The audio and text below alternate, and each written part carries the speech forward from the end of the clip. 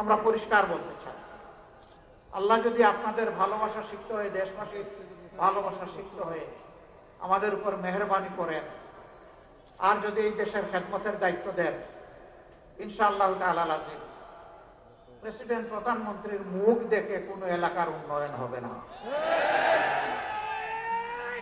জনগণের ন্যায্য প্রয়োজনকে বিবেচনায় নিয়ে সমন্বিত সুষম উন্নয়ন হবে ইনশাআল্লাহ। সম্পদ যা আল্লাহ দিবেন তার সদ্ব্যবহার হবে সততা এবং ইনসাফের ভিত্তিতে।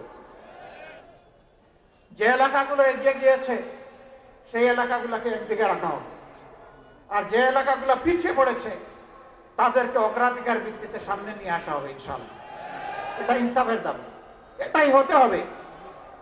বরঞ্চ দীর্ঘদিন তাদেরকে যে বঞ্চিত করা হয়েছে এটার মাসুল হিসাবে এখানে আরো বাড়তি কিছু করা প্রয়োজন হবে। এই এলাকায় আমার ভাই সালেহি বলে গেছে 100-র মধ্যে 71 জন মানুষ দরিদ্র সীমার নিচে বসবাস করে। তারা এমনকি গুনাহ করেছেন, পাপ করেছেন যে বাংলাদেশের অংশ হয়েও তাদের ভাগ্যের সামান্য কোনো পরিবর্তন হবে না। তাদের নিয়ে কি পরিকল্পনা? এই কুড়িগ্রাম বহুদিক থেকে বঞ্চিত। এখানে একটা কৃষি বিশ্ববিদ্যালয় হয়েছে, ঘোষণা হয়েছে, তার কঙ্কাল আছে, বুঝতেও নাই, চামড়াও নাই। হাটদিশা নিজস্ব কোনো ক্যাম্পাস নাই, দুকি দুকি আস্তে আস্তে চলছে। অথচ অ্যাগ্রোবেস এই প্রতিষ্ঠানটা এই অঞ্চলের চেহারা বদলাই দিতে পারে। 26 লক্ষ কোটি টাকা বাংলাদেশ থেকে চুরি করে নিয়েছে। যদি এইটাই তাদের দেশ হতো তাহলে দেশের টাকা কেউ কি বিদেশে চুরি করে, পাচার করে, পাঠায় না। এটা ছিল তাদের জমিদারি, এখান থেকে খাজনা আদায় করবে আর দেশ তাদের এই দেশের বাইরে।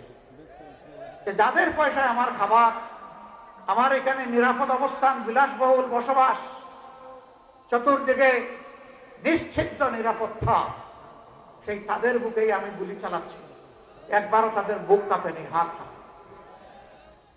ক্ষমতার শেষ মুহূর্ত পর্যন্ত মানুষ খুন করে তারা ক্ষমতায় থাকতে চেয়েছে। এই দেশে যদি তোমাদের দেশ হয় মাটি কামড়ে পড়ে থাকতা এবং প্রমাণ করতে যে তোমরা দোষী বা নির্দোষ। কিন্তু বাংলাদেশের মানুষ প্রিয় দেশকে, মানুষকে ভালোবাসে, এই জন্য দায়িত্বশীলতার পরিচয় দিয়েছে। খনিদের মুখে চুনকালি, এখন চিন্তা করলো আমাদেরকে জড়ানো যায় কিভাবে। বিভিন্ন ধর্মীয় সম্প্রদায়ের লোকদেরকে উস্কানি দেয়। আমাদের হিন্দু ধর্মের ভাইদেরকে উস্কানি দিয়েছিল দুর্গাপূজা পরিহার করার জন্য। আমি ধন্যবাদ জানাই সাহসিকতার সাথে যারা উস্কানি দিয়েছিল, তাদের উস্কানি ওদের মুখের উপর ছড়ে দিয়েছে। শুধু জামাতে ইসলামী না, এদেশের আলিম উলামা, রাজনৈতিক আওয়ামী লীগের প্রতিপক্ষ, সাংবাদিক, সাধারণ মানুষ, কাউকে আওয়ামী লীগ ছাড় দেয় না।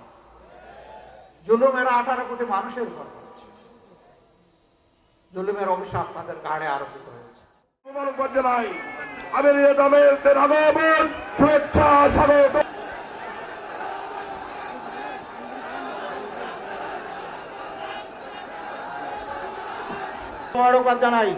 সাথে সাথে কেন্দ্রীয় মেহমান অঞ্চল থেকে আসা সম্মানিত উপস্থিতি, সময় যেহেতু শেষ, আমার কেন্দ্রীয় নেতৃবৃন্দ যে বক্তব্য দিব সেই সংগ্রামে আমিন জেলা মজলিসের সুরার অন্যতম সদস্য অধ্যাপক হায়দার আলী।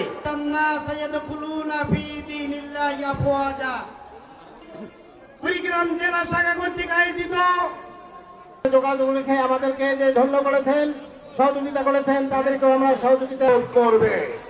সেই বাংলাদেশ গড়ার জন্য আমাদেরকে কাজ করতে হবে।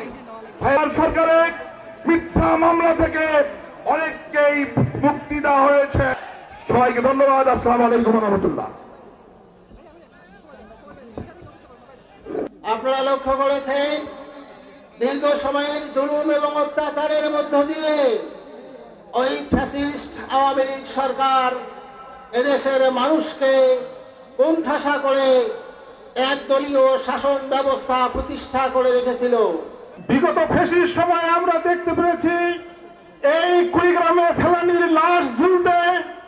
আমরা বাকশাল দেখেছি, আমরা ফ্যাসিস্ট দেখেছি, আমরা সময়ের পরিক্রমায় এই 54 বছরে অনেক সরকার দেখেছি, কিন্তু দুঃখজনক ভাবে কুড়িগ্রাম জেলা অবহেলিতই থেকেছে। আজকেও বাংলাদেশের সবচেয়ে দরিদ্র সীমার মধ্যে এই কুড়িগ্রাম জেলা অবস্থান করছে। বাংলাদেশের সার্বভৌমত্বকে তারা